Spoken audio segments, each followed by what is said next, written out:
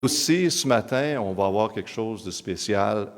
On va avoir une présentation du Congo, l'Afrique. Averti bien sûr de l'Afrique. Et en 2012, il a commencé un programme d'éducation qui était vraiment unique dans le pays du Congo.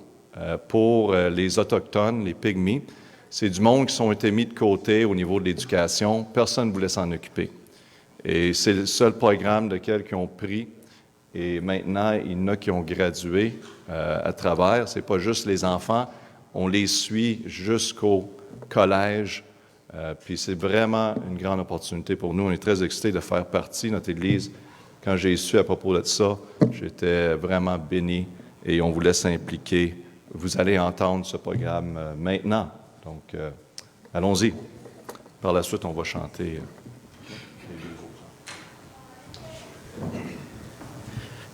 Bonjour tout le monde. Merci de m'avoir donné cette opportunité de vous présenter le projet que j'ai débuté en 2012, comme a dit le pasteur, et que l'Église finance en plus grande partie depuis une année maintenant. Donc, je vais présenter ici ce qu'on a fait cette année et les résultats qu'on a pu obtenir. Donc, il s'agit d'un projet d'éducation des peuples autochtones. C'est à peu près la même histoire comme au Canada avec les peuples autochtones. C'est que l'histoire raconte que les peuples bantous, donc nous venons d'Égypte un peu vers l'Éthiopie. Et donc, on a fui la guerre lors de l'invasion arabe au niveau de l'Égypte et nous sommes allés vers l'Afrique centrale. Et lorsque nous sommes arrivés en Afrique centrale, nous avons trouvé ces peuples-là qu'on appelait pygmées, mais le terme est aujourd'hui trouvé péjoratif et on les appelle désormais les autochtones, comme ici au Québec. Donc c'est un peuple qui vit majoritairement dans les forêts. Ils n'ont pas de travail, ils ne vivent que de la chasse et de la cueillette. Et en République du Congo, il n'y a aucun programme qui soutient les peuples autochtones à peu près comme ici. Et rien, ils sont abandonnés à eux-mêmes. Ils sont tellement en difficulté qu'ils ne croient même plus à l'éducation scolaire. Les gens disent qu'ils aiment vivre dans les forêts. Non, ils n'aiment pas vivre dans les forêts. C'est juste qu'en ville, ça prend un travail pour gagner un peu de l'argent et vivre. Donc, ils préfèrent vivre dans la forêt parce que la forêt nous donne à peu près tout et c'est pour ça qu'ils sont là-bas. Et nous menons un programme pour les envoyer à l'école parce que nous pensons qu'on ne peut transformer un peuple ou améliorer les conditions de vie d'un peuple qu'en les éduquant, en les envoyant à l'école pour qu'ils soient capables de trouver un travail. Et voilà. Donc, c'est un peuple très stigmatisé, marginalisé, vraiment qui souffre depuis des siècles. Et donc, ils n'ont même pas la possibilité d'envoyer leurs enfants à l'école. Et nous avons mis en place ce programme. L'objectif du programme, c'est en fait donner les mêmes chances de réussite scolaire à ces enfants. Parce que l'école, il faut payer. Et souvent, les enfants n'ont pas de vêtements. Ils utilisent les mêmes vêtements pour la chasse, pour la pêche, pour le sport, pour l'école. Et ça finit par se sentir mauvais. Et lorsqu'ils arrivent en classe, ils sont repoussés par les autres. Et du coup, ils ne vont plus à l'école. Donc, nous donnons les mêmes chances de réussite scolaire à ces enfants-là. Nous aidons, nous travaillons pour améliorer leurs conditions de vie. Et on se base sur l'éducation. Et nous travaillons pour éliminer les stigmatisations dans les écoles, pour que l'environnement scolaire soit propice à ces enfants-là. Nous les aidons aussi à défendre leurs droits, parce que vu qu'ils ne sont pas éduqués, ils n'ont pas de représentants au niveau de la loi qui peut les soutenir, ce qui fait qu'on va voir un peu plus devant les enfants qui sont en difficulté, mais ne peuvent pas aller vers la loi parce que c'est trop compliqué pour eux. Et nous les aidons dans ce sens-là. Et à la fin, c'est l'objectif final, c'est que pour être capable de lire la Bible, pour être capable de comprendre la parole de Dieu, il est important de savoir lire et écrire. Et c'est pour ça que l'Église a décidé de prendre le programme pour financer. Donc je vais aller très vite, il y a tellement de choses à faire, et je vais aller plus vite. Donc ce que nous avons fait cette année, c'est quoi? Ce que nous faisons chaque année d'ailleurs, nous menons des campagnes de sensibilisation dans les villages autochtones pour leur parler de l'importance de l'éducation scolaire. comment vous pouvez changer vos vies en allant à l'école.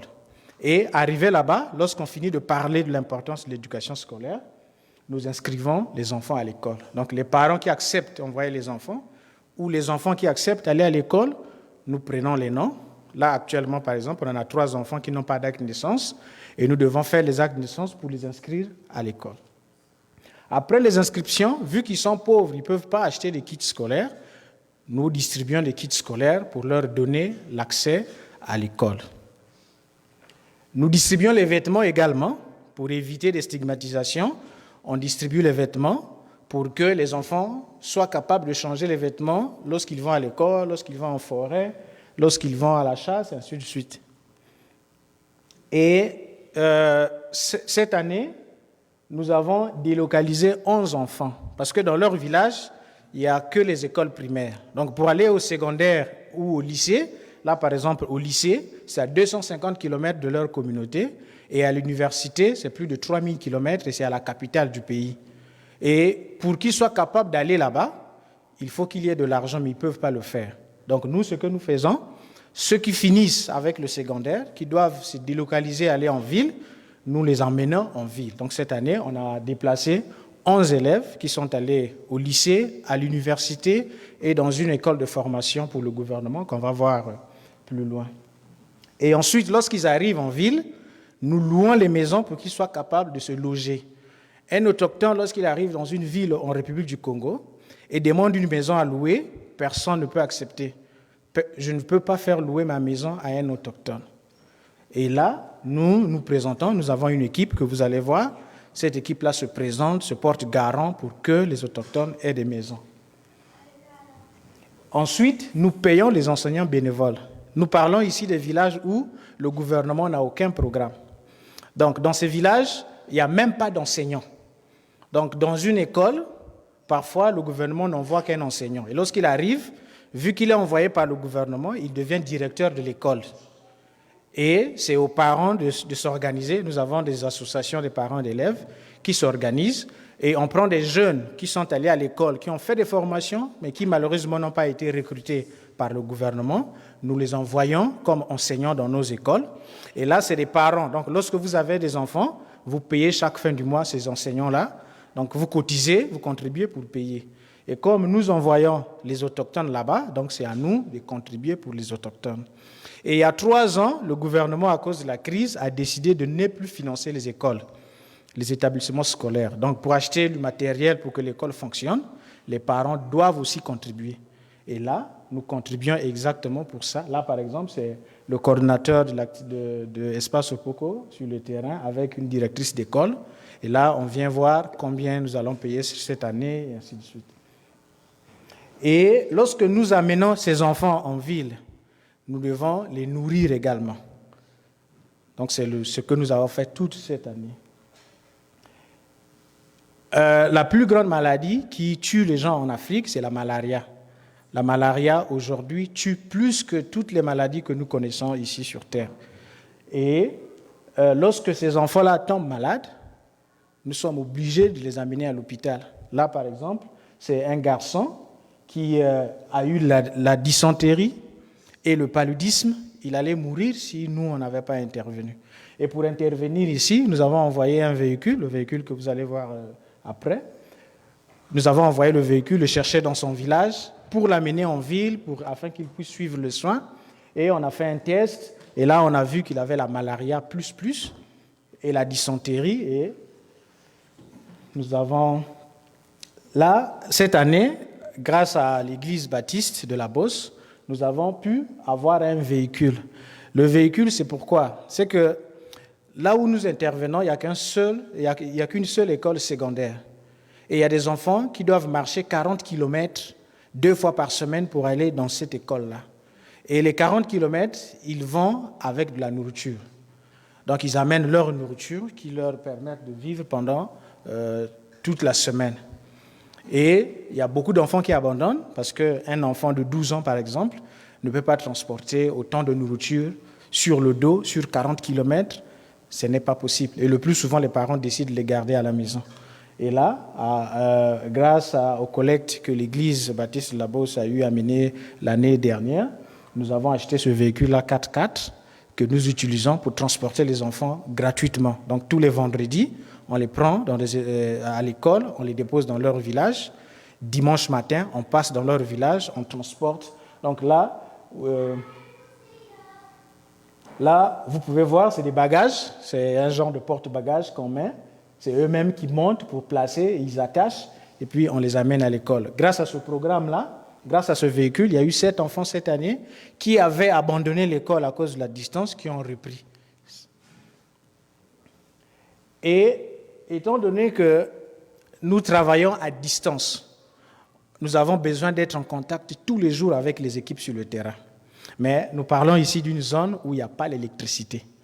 Et donc, pour être en contact avec les équipes sur le terrain, nous étions obligés cette année d'installer un panneau solaire dans un village, chez le coordonnateur, qui est devenu automatiquement l'homme le plus riche de son village, parce qu'il a désormais l'électricité, tout le monde vient charger le téléphone chez lui, il devient très important. Et en même temps, nous avons lancé cette année une petite unité de fabrication de savon. L'objectif, c'est que la majorité des gens, les gens qui travaillent avec nous sur le terrain sont des bénévoles. Donc, ils travaillent d'une manière bénévole et ils n'ont pas d'autres ressources. Donc, on se dit, OK, on va aider les autochtones, mais s'il y a possibilité d'aider aussi les gens qui travaillent pour nous, pourquoi pas? Et là, on a envoyé Chirac pour suivre une formation sur comment fabriquer les savons. Et là, on a lancé cette unité de fabrication de savon artisanal, non seulement pour avoir un peu de ressources après, mais aussi pour lancer des programmes à l'avenir sur l'hygiène au milieu autochtone avec nos propres savons. Là, c'est Ordela. Ordela, c'est une fille. Elle a fini l'école secondaire à 12 ans. C'est très rare de voir un enfant autochtone qui finit l'école secondaire à 12 ans.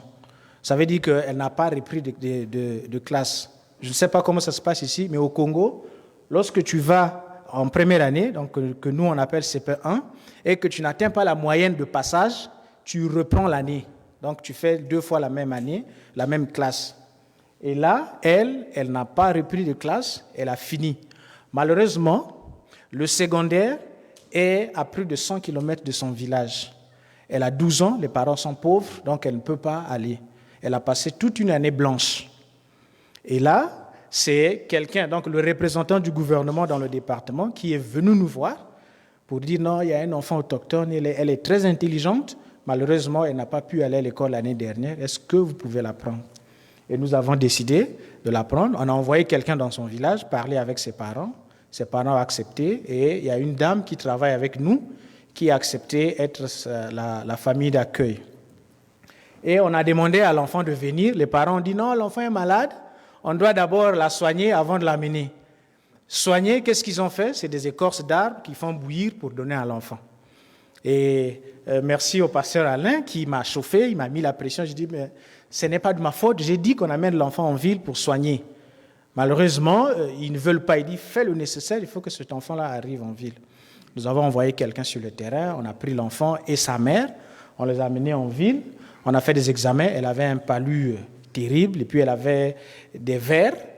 Bon, je vous épargne ce qui s'est passé, j'ai expliqué à Alain, j'ai expliqué au pasteur la fois dernière, et il était comme choqué, donc j'évite de choquer le monde aujourd'hui. Mais Ordela est arrivée en ville.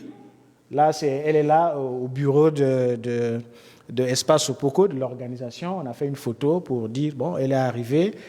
On l'a inscrite dans une école privée et elle va commencer les cours le 4 octobre.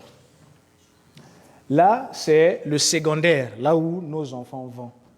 Cette année, il y a eu une très grande pluie qui a emporté la toiture. Et cette école est restée comme ça pendant 6 mois cette année. Le gouvernement n'a rien fait pour réhabiliter cette école-là. Et nous sommes associés avec une association sur le terrain pour refaire la toiture. Donc pendant les 6 mois, ce que les enfants faisaient, c'est que lorsqu'il fait beau, comme maintenant, ils vont à l'école. Et dès qu'il commence à faire chaud, on arrête les cours, tout le monde rentre à la maison. Lorsqu'il y a une petite pluie, on arrête les cours, tout le monde rentre à la maison. Dieu merci, nous avons intervenu et la bâtisse a été réhabilitée. Là, c'est une activité que nous avons menée cette année, dont nous sommes très fiers. Nous sommes arrivés à un stade où on touche, bon, peut-être pas influencer le gouvernement, mais on arrive à discuter avec le gouvernement pour voir qu'est-ce que le gouvernement peut mettre en place pour améliorer les conditions de vie des peuples autochtones. Et dans la salle, il y avait ici le ministre de la Justice qui s'occupe, entre guillemets, des peuples autochtones. Il y a ici les organismes internationaux comme l'ONU, l'UNICEF, le Programme alimentaire mondial. Et ici, nous avons partagé notre expérience. Parce que pour beaucoup de gens, ils concluent vite en disant que les Autochtones n'aiment pas aller à l'école. Alors qu'ils oublient ce qui fait que les Autochtones ne veulent pas aller à l'école. Et là, nous avons travaillé pendant 4 jours avec le gouvernement pour faire un programme national sur l'amélioration des conditions de vie des Autochtones. Nous avons fait des propositions et on prie Dieu que ces propositions soient réalisées. Voilà, donc là, je dis, ça c'est juste des grandes lignes de ce que nous avons fait cette année et on va passer aux résultats. Les résultats, j'ai préféré mettre cette photo parce que moi-même je suis là aussi. Donc ici, vous avez Doril et Vanessa. Doril et Vanessa sont les premiers lycéens de leur communauté depuis que le monde existe. Donc, c'est les premiers enfants à finir le secondaire dans leur communauté. Et ça s'est passé en 2016 grâce à notre projet. Et cette année, ils passent en 3e année à l'École nationale des eaux et forêts. C'est pour devenir agent du gouvernement pour la protection de l'environnement. Donc là, ils passent en dernière année. S'ils finissent, ils vont travailler et ils seront les premiers de l'histoire de leur communauté pour avoir un travail rémunéré et à travailler pour le gouvernement. Ça, c'est un résultat dont nous sommes très, très fiers depuis qu'on a commencé. Parce que c'est une première dans l'histoire de toute une communauté, depuis que le monde existe. Lui, c'est Divin. Il est orphelin de père et de mère. Et cette année, il a fini le high school et il va aller à l'université. Et lui, il sera notre 4e étudiant autochtone à aller à l'université depuis qu'on a commencé. Et lorsque nous avions commencé, rappelez-vous qu'au début, j'ai dit que jusqu'en 2012, il n'y avait aucun enfant de ces communautés-là qui avait fini l'école secondaire. Aucun, depuis que le monde existe. Et là, lui, il est le 4e cette année à aller à l'université. Lui, il est très heureux parce qu'il a raté le BPC. Le BPC, c'est le diplôme qui met fin à l'école secondaire pour aller au high school. Donc là, cette année, il a été admis. Les journaux du pays ont parlé de lui. Il est très fier. Il m'a appelé, il pleurait même. Et il est dans notre liste la 9e personne à aller au lycée cette année. Evic, c'est une histoire que j'ai rigolé au départ et après j'ai été triste. Evic, c'est un enfant, il est malade, il fait des crises épileptiques. Donc chaque fois qu'il rentre en contact avec l'eau de pluie, il pique une crise. Et ses parents ont décidé de ne pas l'envoyer à l'école parce que l'école primaire est à 5 km de son village et nous sommes dans une zone tropicale où il pleut presque tous les jours. Toute l'année, il y a des pluies. Et donc, les parents ont décidé de ne pas l'envoyer à l'école. Et nous, lorsque nous sommes arrivés dans leur village pour prendre les enfants qui vont aller à l'école, lui, il s'est présenté. Il a dit quelque chose que personne ne comprenait. Pour lui, c'était du français. Tout le monde rigolait. Moi, j'ai reçu la vidéo, j'ai rigolé. Je dis, mais qu'est-ce qu'il dit? Non, il dit en français qu'il veut aller à l'école. Je dis, mais pourquoi il ne va pas à l'école? On m'a expliqué. Il a 10 ans. Là, il avait 10 ans. Et qu'est-ce qu'il fallait faire? Donc, j'ai envoyé les gens, je dis, bon, allez-y discuter avec sa mère pour voir qu'est-ce qu'on peut faire pour qu'il parte à l'école. Ce qu'il fallait avoir, c'était juste un parapluie, plus un vêtement imperméable qu'il a là, parapluie ici, le vêtement imperméable, pour qu'il parte à l'école. Il est allé à l'école pour la première fois à l'âge de 10 ans. Et la bonne nouvelle, c'est qu'il passe en classe supérieure et il est 2e de sa classe. C'est vraiment une histoire qui, même lorsqu'on a publié sur Facebook, les gens commentaient « Waouh, waouh ». Noélie, c'est une fille qui est tombée très, très malade. Elle a perdu 1 année à cause de maladie. Mais cette année, elle est la meilleure élève de son école. Ouais, la meilleure élève de son école. Et là, on parle d'une école où il y a des Bantous, donc nous, et les autochtones. Et c'est la première fois dans cette école-là où la meilleure de l'école est une fille autochtone. C'est vraiment une fierté. Voilà, donc là, c'est les résultats comme ça. Il y en a tellement, mais nous avons choisi les grandes lignes pour ne pas finir toute la journée. Bon. J'ai mis ici, c'est le budget que nous avons utilisé cette année. Nous avons dépensé 46 347,29 $ canadiens. Et grâce à l'église baptiste La Beauce, nous avons reçu 32 095. Et je profite aussi de dire que moi-même aussi, j'ai donné 4 620. Voilà, donc ça, c'est à peu près le budget. Et les dépenses sont détaillées. Je n'ai pas mis ça ici. C'est dans un rapport annuel que tout le monde peut télécharger sur Internet, sur notre page Facebook. Donc, voilà. Donc, si vous allez sur la page Facebook, sur le site Internet, vous verrez à côté, c'est juste écrit rapport annuel. Vous cliquez, vous verrez tout ce qu'on a fait, certaines choses que je n'ai pas soulignées ici, et les résultats que nous avons, le budget, comment est-ce que ce budget a été dépensé, combien il nous reste dans la caisse. Maintenant, pour cette année, nous voulons, parce que vous voyez toute la joie qu'on a pu donner dans cette communauté-là. Si nous arrêtons, c'est des rêves vraiment qui vont être brisés. Donc l'objectif pour nous, c'est accompagner ces enfants-là. En passant, je vous signale que nous sommes l'unique organisation dans tout le pays qui soutient l'éducation des enfants autochtones de l'école primaire jusqu'à l'université. Même les organismes internationaux, lorsqu'ils arrivent dans un village, ils distribuent les kits et ils disparaissent. Ils reviennent 2 ans après, ils distribuent les kits et ils disparaissent. Mais nous envoyons les enfants à l'école, nous suivons si tout va bien à l'école. Il arrive que nous partons même dans les écoles discuter avec les élèves parce que l'élève a insulté un enfant, l'enfant ne veut plus aller à l'école. Nous envoyons les gens à l'école, discuter avec le directeur, avec le maître et même avec l'élève pour dire que tu n'as pas le droit de faire ça. Donc ça veut dire que nous sommes vraiment dans la vie de ces enfants-là. Nous les poussons jusqu'à ce qu'ils arrivent à réaliser leurs rêves. Ils ont des rêves, il y en a qui veulent être des avocates.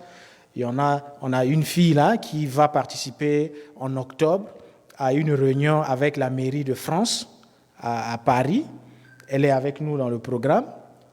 Elle veut être avocate. Elle est en train d'étudier le droit et son objectif, c'est vraiment être là l'avocate des peuples autochtones. Donc, pour que ces rêves-là se réalisent, cette année, nous devons préparer la rentrée scolaire, c'est-à-dire distribuer les kits scolaires aux enfants.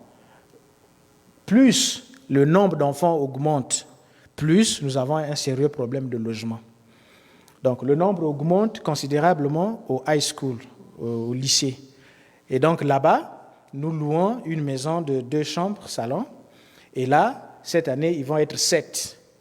Mais dans les 7, il y a une fille. Vu que la fille ne peut pas partager la chambre avec les garçons, donc les garçons occupent une chambre et un salon. Et ça commence à devenir compliqué. Et donc on s'est dit, pourquoi pas se lancer dans un projet de construction des logements pour que lorsque ces enfants s'admettent, qu'ils viennent et vivent là. Et cette année, nous avons acheté un terrain de 900 mètres carrés que nous avons finalisé hier seulement, parce que le propriétaire a accepté qu'on paye petit à petit jusqu'à finir le montant total. Je crois que c'était 3 800 quelque chose de là. Et on a fini de payer hier. Là, maintenant, on est en possession de ce terrain-là et nous voulons construire ici. Nous allons continuer à payer les enseignants pour que les enfants continuent à aller à l'école. Nous allons lancer les études bibliques à partir d'octobre. Donc, les études vont se faire sur WhatsApp. Donc, le soir, on a préféré que ce soit un samedi soir avec le pasteur. On va les mettre ensemble et commencer sur WhatsApp parce que c'est l'unique moyen pour l'instant, parce qu'ils n'ont pas Internet. Pour qu'il y ait Internet là-bas, il faut plusieurs investissements encore. Mais avant d'arriver là, on va commencer petit à petit avec les audios WhatsApp et tout. Nous allons continuer à payer les loyers Nous allons continuer à les nourrir et nous allons lancer un programme de déparasitage au mébendazole. Parce que souvenez-vous, c'est les peuples qui vivent majoritairement en forêt. Donc lorsqu'ils vont en forêt, ils n'apportent pas du savon avec eux. Ils voient un fruit au sol, ils ramassent et ils mettent à la bouche. À la fin, ça provoque des vers dans le ventre.